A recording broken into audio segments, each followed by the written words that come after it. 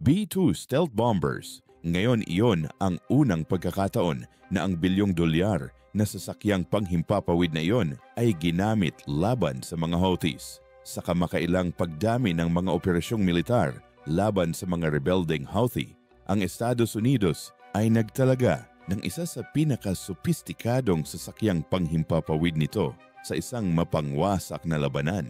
Ang B-2 Spirit stealth bomber na kilala bilang Invisible Angel of Death ng Amerika ay nagsagawa kamakailan ng malawakang pambobomba laban sa isang nakatagong pasilidad sa ilalim ng lupa ng Houthi.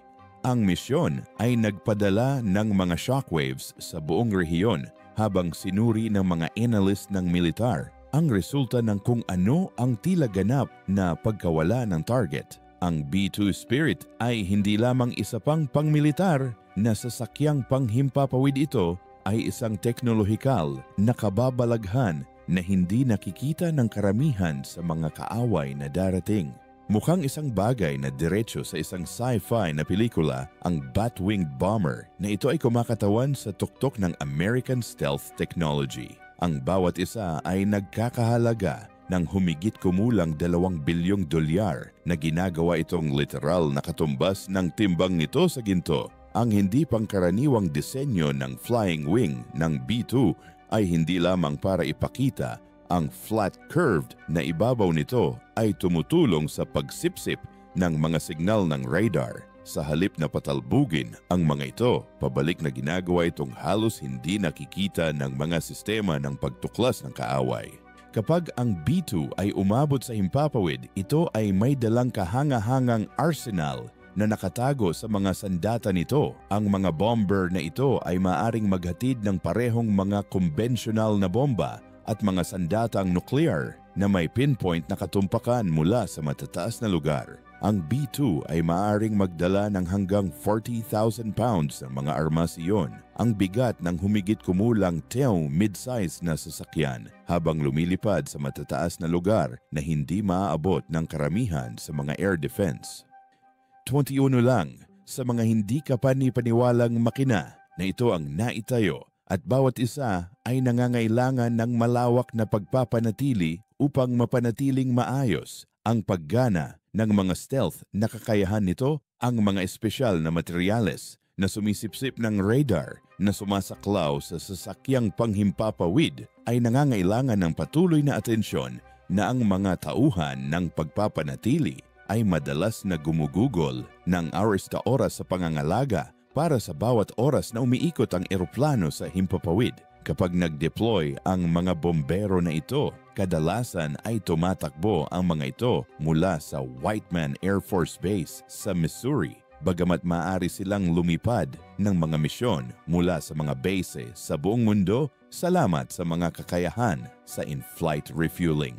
Ang desisyon na magpadala ng B-2 laban sa malusog na mga target ay kumakatawan sa isang seryosong pagdami at nagpapakita kung gaano determinado ang militar ng US na neutralisahin ang bantang ito. Ang mga bombero na ito ay nakalaan para sa mga pinakakritikal na misyon, ang uri kung saan ang pagkabigo ay hindi isang opsyon at ang kabuuang pagkawasak ay ang layunin.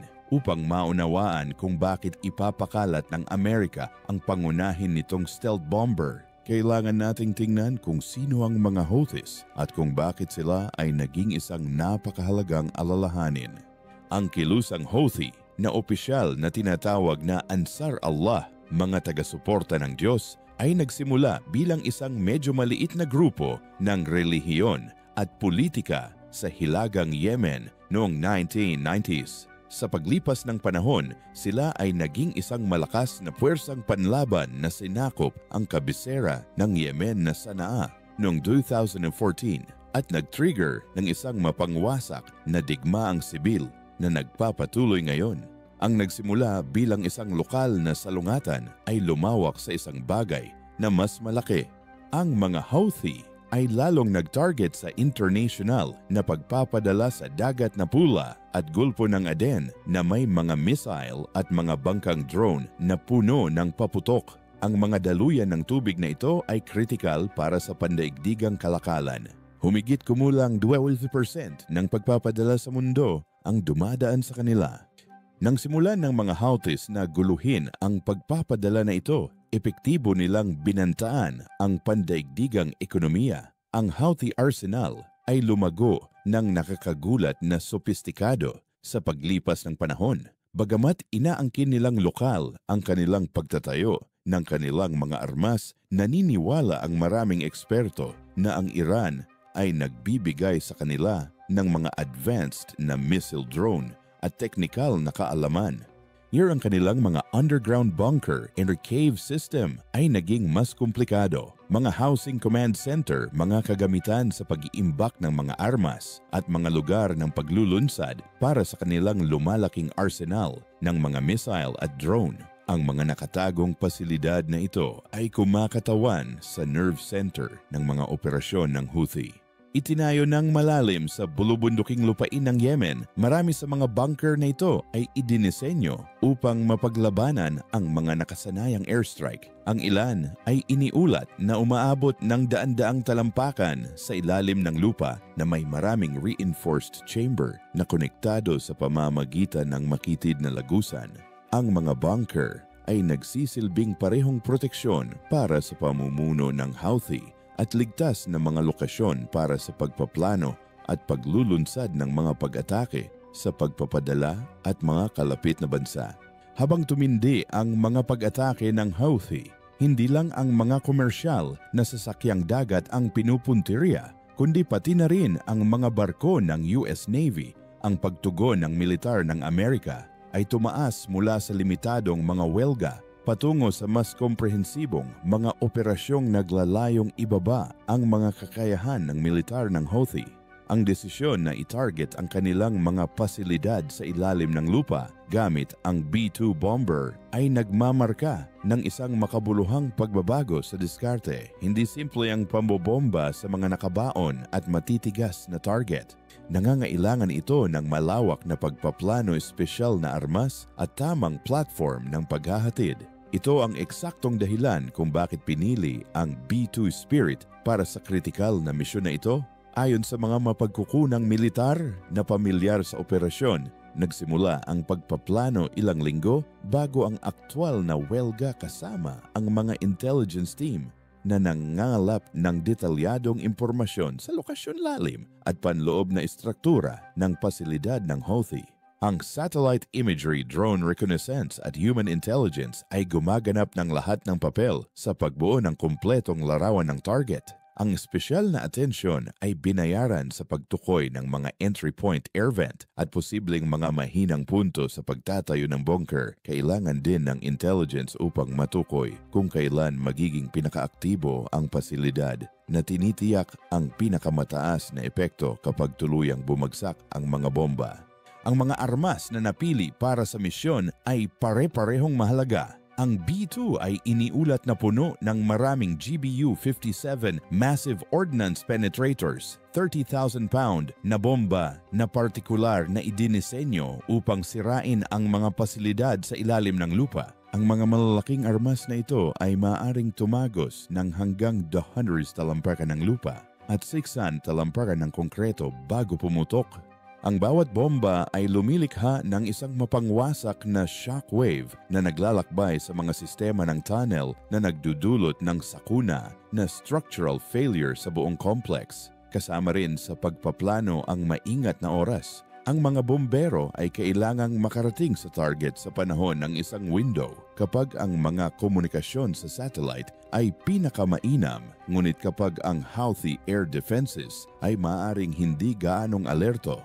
Bilang karagdagan ng misyon ay nangangailangan ng koordinasyon sa iba pang sasakyang panghimpapawid na magbibigay ng suporta sa elektronikong pakikidigma upang higit pang mabulag ang anumang Houthi radar system na maaaring makakita ng paparating na mga bombero. Ang huling plano ng paglipad ay dadalhin ang B-2 Spirit bombers sa isang long-range na misyon na nangangailangan ng maramihang in-air refuelings ng tanker aircraft. Ang mga uri ng misyon na ito ay nagpapakita ng pandaigdigang pag-abot ng Amerika ang kakayahang mag-atake ng mga target saan man sa Earth kahit na sa pinaka-espesyal na sasakyang panghimpapawid sa inventaryo. Nagsimula ang welga sa dilim. Hindi bababa sa isang B-2 Spirit bomber ang lumipad mula sa isang hindi natukoy na base malamang na alinman sa Diego Garcia sa Indian Ocean o Al Udeid Air Base sa Qatar. Bagamat iminumungkahi ng ilang ulat na maaaring direktang lumipad ang mga bombero mula sa Whiteman Air Force Base sa Missouri, isang 30-plus hour round trip na misyon na nangangailangan ng maraming refueling. Habang papalapit ang bombero sa airspace ng Yemeni, ang iba pang sasakyang panghimpapawid ng Amerika ay iniulat na nagsimula ng mga operasyon ng electronic jamming upang bulagin ang anumang natitirang mga sistema ng radar ng Houthi. Ang sariling advanced na electronic warfare system ng B-2 ay higit pang nagsisiguro sa palihim nitong diskarte. Lumilipad sa higit sa 50,000 talampakan na mas mataas sa hanay ng karamihan sa mga sistema ng pagtatanggol sa hangin. Ang bomber ay mahalagang hindi nakikita ng mga nasa ibaba. Inilalarawan ng mga mapagkukunang militar ang aktwal na pagtakbo ng pambobomba bilang perpekto sa aklat-aralin. Lumapit ang B-2 sa target area at binuksan ang mga bomb bay door nito. Ang napakalaking penetrator bomb ay inilabas sa pagkakasunod-sunod. Bawat isa ay bumabagsak patungo sa eksaktong mga coordinate ng iba't ibang bahagi ng underground complex. Ang bombero pagkatapos ay bumagsak, nagpatuloy sa kanyang misyon sa pangalawang target o bumalik sa bus habang ang mga armas ay nagpatuloy sa kanilang nakamamatay na pagbaba. Ang mga tagapasok ng GBU-57 ay tumama sa kanilang mga marka nang may mapangwasak na katumpakan. Ang mga unang bomba ay lumikha ng mga paunang butas sa pagpasok na ang mga sumusunod na bomba ay lumalalim sa parehong mga butas upang maabot ang mas mababang antas ng sistema ng bunker. Inusad ang mga saksi sa lugar na naramdaman ang pagyanig ng lupa mula sa milya-milya ang layo habang naganap ang napakalaking pagsabog sa ilalim ng lupa. Ang mga pangalawang pagsabog ay nagpatuloy ng ilang oras pagkaraan habang nagniningas ang mga cache ng armas at imbakan ng gasolina sa loob ng pasilidad. Ang satellite imagery na kuha pagkatapos ng strike ay nagpakita ng malalaking lugar ng gumuhong lupa kung saan naroon ang pasilidad na halos wala nang natitirang nakikitang mga istruktura. Patuloy na tumaas ang usok mula sa site ng ilang araw. Sa mga araw pagkatapos ng welga, ang mga opisyal ng Pentagon ay naglabas ng limitadong impormasyon na nagpapatunay sa tagumpay ng misyon. Ayon sa mga ulat na ito, ang pasilidad sa ilalim ng lupa ay ganap na nawasak. Ang mga inisyal na pagtatasa ng pinsala sa labanan ay nagmungkahi na ang bunker ay naglalaman ng makabuluhang mga stockpile ng armas, kabilang ang mga ballistic missiles at drone na handa para sa pag-deploy laban sa pagpapadala sa Red Sea. Ang bilang ng tao ay nananatiling hindi malinaw na may mga pagtatantya na nagmumungkahi na 12 ng mga Houthi fighters at mga teknikal na espesyalista ang nasa loob ng pasilidad noong panahon ng pag-atake. Una nang tinanggihan ng mga opisyal ng Houthi ang pagkakaroon ng pasilidad. Pagkatapos ay inangkin na ang welga ay tumama sa isang sibilyan na lokasyon, isang pag-aangkin na pinagtatalunan ng American intelligence na nagpapakita na ang site ay likas na militar. Higit pa sa pisikal na pagkasira, ang psikolohikal na epekto ng welga ay malalim. Ang pag-atake ay nagpakita na kahit na ang mga Houthis, pinakamatigas at lihim na mga pasilidad, ay mahina laban sa American armas. Ang paggamit ng B-2, ang pinaka-advanced na bomber ng Amerika, ay nagpadala ng isang malinaw na mensahe tungkol sa kabigatan kung saan tinitingnan ng US ang banta sa mga international na ruta ng pagpapadala. Itinuturo ng mga analyst ng militar na ang welga na ito ay kumakatawan sa isang bagong yugto sa mga operasyon laban sa Houthis. Ang mga naunang operasyon ay nakatuon sa pagpindot sa mga nakikitang target tulad ng mga radar installation missile launcher at port. Ang welga na ito ay sumunod sa gitna ng infrastruktura ng militar ng Houthi, ang kanilang protektadong command at control node at mga pasilidad sa imbakan ng armas. Ang pag-atake ay nagpapakita rin ng ebolusyon ng mga kakayahan sa bunker busting ng Amerika. Ang mga naunang henerasyon ng mga armas ay nagpupumilit na tumagos sa malalim na nakabaon na mga pasilidad, ngunit ang kombinasyon ng katumpakan ng B-2 at ang napakalaking GBU-57 penetrators ay napatunayang napakabisa laban sa kahit na tumigas na mga estruktura sa ilalim ng lupa. Ang welga ay nagpadala ng political shockwaves sa buong gitnang silangan. Ang Iran, ang pangunahing tagapagtaguyod ng Houthis, ay kinondena ang pag-atake at nangako ng pagtaas ng suporta para sa kanilang mga kaalyado sa Yemen. Gayunpaman, iminumungkahi ng mga mapagkukunan ng padiktik na ang mga pinuno ng Iran ay pribadong nababahala tungkol sa pagpapakita ng mga kakayahan ng militar ng Amerika laban sa mga tubigas na target, mga kakayahan na posibleng magamit laban sa sariling mga pasilidad ng nuklear ng Iran.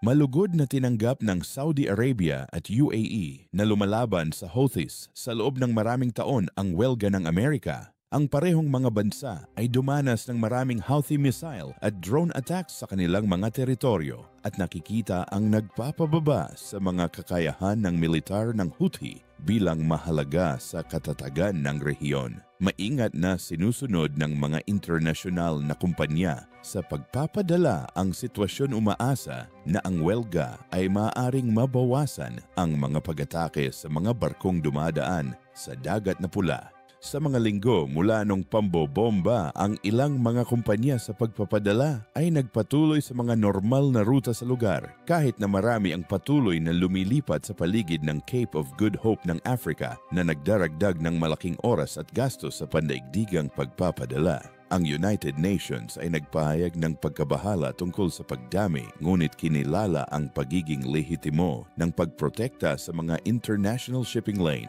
Ilang bansa sa Europa na lubos na umaasa sa kalakalan sa pamamagitan ng Dagat na Pula ay tahimik na sumuporta sa operasyon habang pampublikong nananawagan para sa mga diplomatikong solusyon sa tunggalian sa Yemen. Para sa pang-araw-araw na mga Yemeni na naipit sa gitna ng labanang ito, ang welga ay kumakatawan sa isa pang mapangwasak na kabanata sa isang digmaan na lumikha ng isa sa mga pinakamasamang krisis sa humanitarian. Habang ang bunker ay isang target ng militar, ang mas malawak na labanan ay patuloy na nagdudulot ng matinding pagdurusa ng mga sibilyan sa buong bansa. Ituro ang ilang mahahalagang aspeto ng operasyong ito. Una, ipinapakita nito ang patuloy na pagpayag ng Amerika na gamitin ang pinaka-advanced at mamahaling mga ari-arian ng militar kapag itinuturing na kinakailangan. Ang B-2 Spirit ay kumakatawan sa tuktok ng American Air Power at ang pag-deploy nito ay nagpapakita ng antas ng pangako na nagpapadala ng mensahe sa mga kalaban sa buong mundo. Pangalawa, itinatampok ng operasyon ang patuloy na kahalagahan ng mga mabibigat na bombero sa modernong digmaan.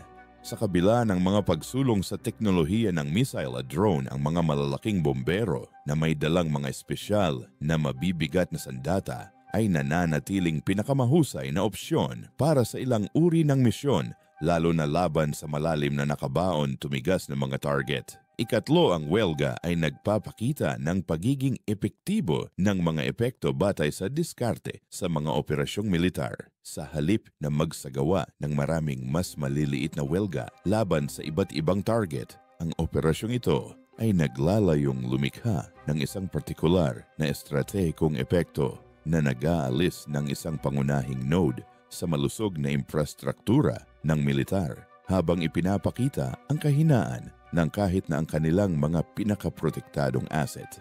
Napansin din ng mga analyst ng depensa na ang misyon ay nagbigay ng totoong pagsubok sa mundo para sa mga kakayahan sa bunker busting ng Amerika, mga kakayahan na maaaring kailanganin sa ibang araw laban sa iba pang mga kalaban na may mga tumigas na pasilidad sa ilalim ng lupa tulad ng North Korea o Iran. Ang mga aral na natutunan mula sa operasyong ito ay malamang na makakaimpluwensya sa pagbuo at mga taktika ng armas sa hinaharap. Marahil ang pinakamahalaga, ang welga ay kumakatawan sa isang makabuluhang pagtaas sa diskarte ng Amerika sa pagprotekta sa pagpapadala sa Red Sea. Ang isang nakarang operasyon ay nakatuon sa mga limitadong welga laban sa mga nakikitang target. Ang operasyong ito ay naging mas malalim literal at matalinghaga sa pamamagitan ng pag-target sa infrastruktura na sumusuporta sa malusog na mga operasyong opensiba. Habang sinira ng welga ang isang makabuluhang bunker complex, nagbabala ang mga analyst ng militar na pinapanatili ng Houthis ang iba pang pasilidad sa ilalim ng lupa sa buong teritoryong kontrolado nila sa Yemen. Ang grupo ay nagpakita ng kahangahangang katatagan sa paglipas ng mga taon ng tunggalian, madalas na muling nagtatayo ng mga kakayahan pagkatapos magdusa ng malalaking pagkalugi. Sa mga linggo, kasunod ng welga ng B2, ang mga pinuno ng Houthi ay nangako sa publiko na ipagpatuloy ang kanilang kampanya laban sa mga barko sa Dagat na Pula kahit na nagkaroon ng kapansin-pansing pagbaba sa dalas at bisa ng kanilang mga pag-atake. Kung ito ay kumakatawan sa isang pansamantalang pagurong o isang mas makabuluhang pagkasira ng kanilang mga kakayahan, ay nananatiling makikita. Para sa Estados Unidos, ang operasyon ay kumakatawan sa parehong taktikal na tagumpay at isang madiskarteng hamon, habang ang pagkawasak ng bunker ay nakamit ang mga agarang layunin ng militar. Ang mas malawak na tanong kung paano matiyak ang kalayaan sa paglalayag sa Dagat na Pula ay nananatili. Hindi malulutas ng mga welga ng militar ang masalimuot na krisis pampolitika at makataong Yemen na nagbubunga ng mga grupo tulad ng Houthis. Ipinares ng Administrasyong Biden ang mga operasyong militar sa mga diplomatikong pagsisikap nagtatrabaho sa pamamagitan ng mga tagapamagitan ng Omani upang galugarin ang mga posibleng negosasyon. Gayunpaman, ang mga Houthis sa ngayon ay nagpakita ng kaunting interes sa pagtigil sa kanilang mga pag-atake sa dagat ng walang mga pangunahing konsesyon tungkol sa sitwasyon sa Gaza, isang issue na kanilang iniugnay sa kanilang kampanya laban sa pagpapadala. Ang mga tagaplano ng militar ay malamang na naghahanda ng mga opsyon para sa higit pang mga welga kung ang Houthi ay umatake sa pagpapadala o tumindi. Maaring kabilang dito ang mga karagdagang pagsalakay laban sa mga pasilidad sa ilalim ng lupa, pag-target sa pamunuan ng Houthi o pinalawak na operasyon laban sa kanilang mga network ng supply. Gayunpaman, ang bawat pagdami ay nagdadala ng mga panganib ng pagpapalawak ng tunggalian o pagpapalalim ng makataong krisis sa Yemen. Inilibing sa ilalim ng mabatong kabundukan ng hilagang kanluran ng Yemen ang isang lihim na pinaniniwalaan ng mga Houthi na mananatiling nakatago sa mata ng mga Amerikano. Sa paglipas ng mga tao ng masinsinang paggawa, madalas sa mga oras ng gabi upang maiwasan ang satellite detection, ang mga inhinyero ay naglabas ng isang malawak na network ng mga silid at lagusan. Ang nagsimula bilang simpleng mga kuweba ay unti-unting naging isang sopistikadong underground command center, isang kuta sa ilalim ng lupa kung saan maaaring pag-ugnayin ng mga pinuno ng Houthi ang kanilang kampanya laban sa internasyonal.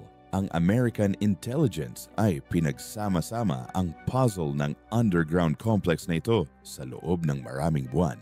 Do mga sintetikong aperture radar satellite ay sumilip sa ibabaw ng lupa na nagmamap ng mga anomalya sa ilalim ng ibabaw. Nakuha ng signal intelligence ang mga electronic emission na nagmumula sa mga lokasyon kung saan walang nakikitang estruktura. Ang mga mapagkukunan ng tao ay nagbigay ng mga fragment ng impormasyon tungkol sa mga pasukan, layout at mga operasyon. Unti-unti lumitaw ang isang kumpletong larawan kung ano ang maaaring pinakamahalagang asset ng militar ng Houthi na natuklasan pa. Sa isang ligtas na pasilidad na libu-libong milya mula sa Yemen, ang mga tauhan ng pagpapanatili ay dumagsa sa madilim na silhouette ng isang B-2 Spirit Bomber, ang sasakyang panghimpapawid na may natatanging disenyo ng flying wing ay marahil ang pinakasophisticadong flying machine na nilikha kailanman. Ang bawat isa ay nagkakahalaga ng higit sa 2 bilyong dolyar, mas mahal kaysa kung ito ay ginawa mula sa solidong ginto. 12 na lang ang nananatili sa operational fleet na ginagawang isang mahalagang pambansang asset ang bawat sasakyang panghimpapawid na idinideploy lamang kapag talagang kinakailangan. Ang bomber ay sumailalim sa malawak na paghahanda para sa nalalapit nitong misyon. Siniyasat ng mga technician ang bawat pulgada ng balat na sumisipsip ng radar nito inaayos kahit ang pinakamaliit na dikasakdalan na maaaring lumikha ng radar signature. Sinubukan ng mga inhinyero ng system ang mga advanced na kakayahan sa pakikidigma sa elektroniko, tinitiyak na mabubulag nito ang anumang mga sistema ng pagtuklas ng kaaway. Ang mga espesyalista sa armas ay nagkarga ng maraming GBU-57 na malalaking ordnance penetrator sa malawak nitong Bombay. In 30,000 pound behemoth na partikular na idinisenyo upang sirain ang mga pasilidad na malalim na nakabaon. Itutulak ng misyon na ito ang sasakyang panghimpapawid sa mga limitasyon nito. Ang plano ng paglipad ay nanawagan ng paglalakbay ng libu-libong milya na nangangailangan ng maraming aerial refueling mula sa tanker aircraft na madiskarteng nakaposisyon sa ruta. Ang bomber ay kailangang dumating ng tumpak sa oras sa target, ihatid ang mga armas nito ng may perpektong katumpakan at pagkatapos ay bumalik sa base. Isang kabuuang oras ng misyon na lumalapit sa 20 oras ng tuloy-tuloy na paglipad. Sa pagpasok ng B-2 sa Middle Eastern airspace, ang mga electronic warfare system nito ay nabuhay na lumilikha ng proteksyon na bubble sa paligid ng sasakyang panghimpapawid. Ang mga system na ito ay maaaring makakita ng mga papasok na signal ng radar at maijam ang mga ito mabulag ang mga sensor ng kaaway at lumikha ng mga maling target upang lituhin ang mga panlaban sa hangin. Kasama ng mga likas na katangian ng bomber ang mga elektronikong hakbang na ito ay ginawa itong halos hindi nakikita ng malusog na air defense network. Ang sasakyang panghimpapawid ay nagpapanatili ng katahimikan sa radyo, nakikipag-ugnayan lamang sa pamamagitan ng mga secure na satellite link kung talagang kinakailangan. Ang landas nito ay sadyang umiwas sa mga matataong lugar at mga kilalang radar installation. Lumilipad sa mahigit 50 na talampakan na mas mataas sa hanay ng karamihan. Sa mga air defense system, ang bomber ay nanatiling hindi natukoy habang papalapit ito sa target nito. Sa sabungan, ang mga tripulante ay nagsagawa ng mga panghuling pagsusuri sa armas.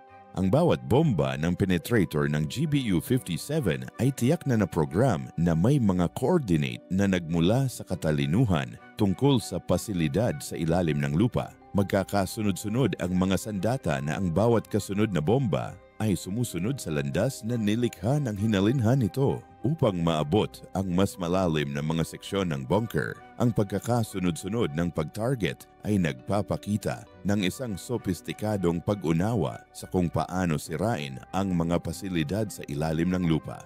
Ang unang bomba ay tumagos sa mga panlabas na layer ng bato at konkreto na lumilikha ng isang paunang landas. Ang pangalawa ay susunod sa parehong landas, ngunit tumagos ng mas malalim bago sumabog. Ang pangatlo ay abot sa pinakamababang antas ng komplekso na tinitiyak na walang bahagi ng pasilidad ang nakaligtas sa pagkawasak. Ang spirito ng B-2 na naghatid ng pagkawasak na ito ay libu-libong milya na ang layo muling nagpapagasolina habang sinisimulan nito ang mahabang paglalakbay pauwi. Tapos na ang misyon nito sa kalaunan ay babalik ang bomber sa hangar na kinokontrol ng klima nito kung saan ang mga maintenance crew ay agad na magsisimulang ihanda ito para sa susunod nitong deployment. Ang sasakyang panghimpapawid ay gumanap ng walang kamali-mali na naghatid ng mga sandata nito ng may tiyak na katumpakan sa kabila ng paglipad sa kalagitnaan ng mundo. Sa mga araw kasunod ng welga, ang mga barkong dumadaan sa dagat na pula ay nagulat ng kapansin-pansing pagbaba sa masasamang aktibidad.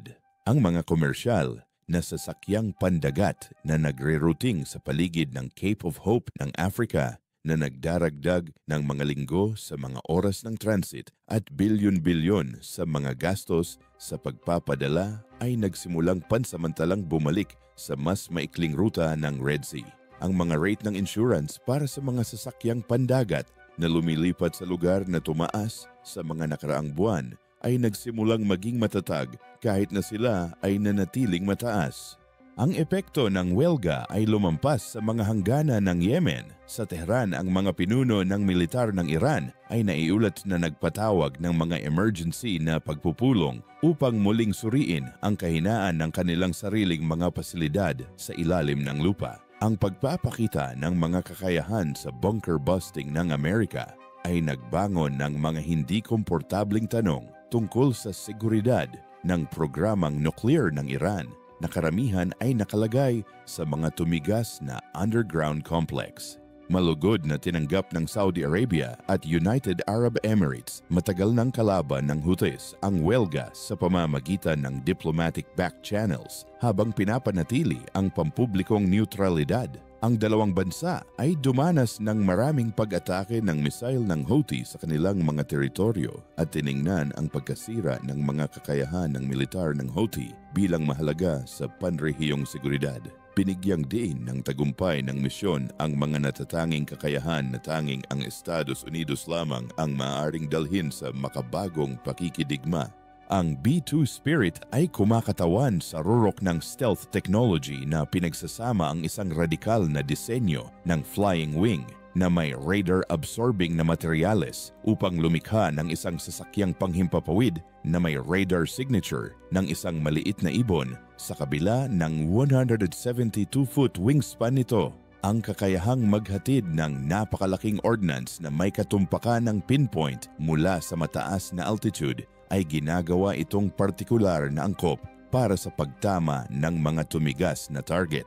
Gayunpaman, kahit na ang pinakasopistikadong teknolohiya ay nakasalalay sa kagalingan at tibay ng tao, ang B-2 crew ay nanatili sa kanilang mga istasyon ng halos 30 tuloy-tuloy na oras, namamahala sa mga komplikadong sistema, nagsasagawa ng maramihang aerial refueling, at nagsasagawa ng precision strike sa ilalim ng napakalaking pressure. Tiniyak ng kanilang pagsasanay at profesionalismo na sa kabila ng napakalaking komplikado ng misyon, natagpuan ng mga armas ang kanilang mga target na may mapangwasak na epekto. Ang desisyon na gamitin ang B-2 laban sa Houthi bunker ay sumasalamin sa maingat na estratehikong pagkalkula ng mga tagaplano ng militar ng Amerika.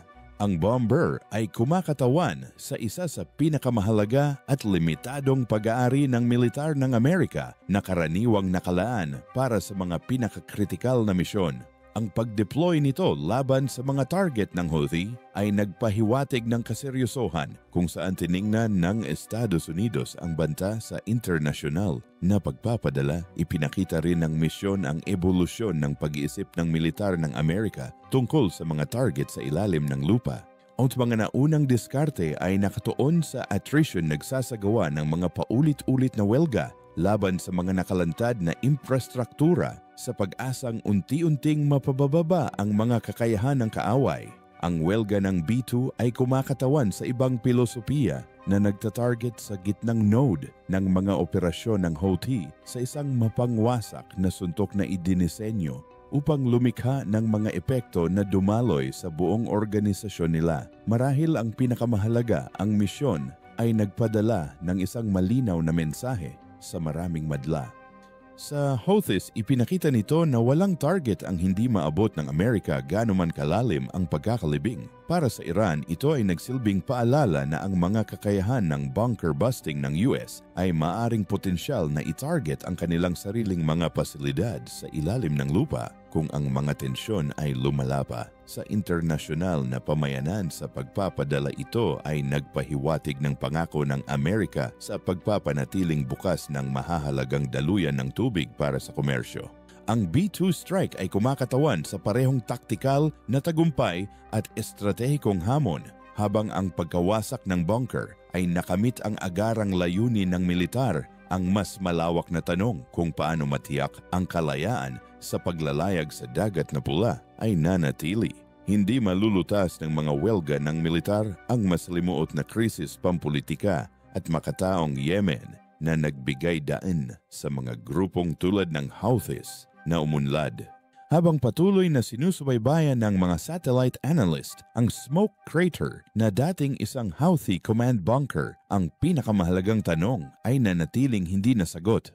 Ang demonstrasyong ito ba ng militar ng Amerika ay maaaring itulak ang rehiyon na mas malapit sa katatagan at kapayapaan? O ito ba ay magpapalaki lamang ng isang salungatan na nagdulot na ng hindi masasabing pagdurusa sa milyon-milyong Yemenis na nahuli sa crossfire?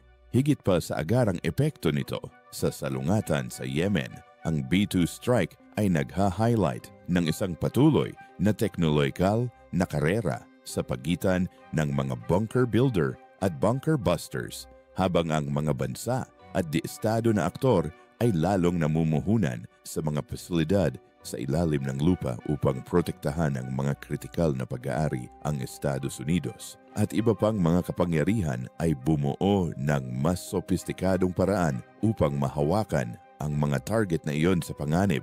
Ang teknolohikal na kompetisyon na ito ay bumilis sa mga nakaraang taon kasama ang mga bansa kabilang ang China, Russia, North Korea at Iran na lahat ay namumuhunan ng malaki sa mga pasilidad sa ilalim ng lupa. Ang mga ito ay mula sa mga missile silo hanggang sa mga command bunker hanggang sa buong underground base na idinisenyo upang payagan ang mga operasyong militar na magpatuloy kahit na sa patuloy na pag-atake. Pinapanatili ng Estados Unidos ang kalamangan nito pangunahin sa pamamagitan ng dalawang pakinabang: superior na kakayahan sa pangangalap ng katalinuhan at walang kaparis na teknolohiya ng aerospace, ang sintetikong aperture radar, advanced signal intelligence at human sources ay nagsasama-sama upang mahanap at maimapa ang mga pasilidad sa ilalim ng lupa na may hindi pa nagagawang katumpakan.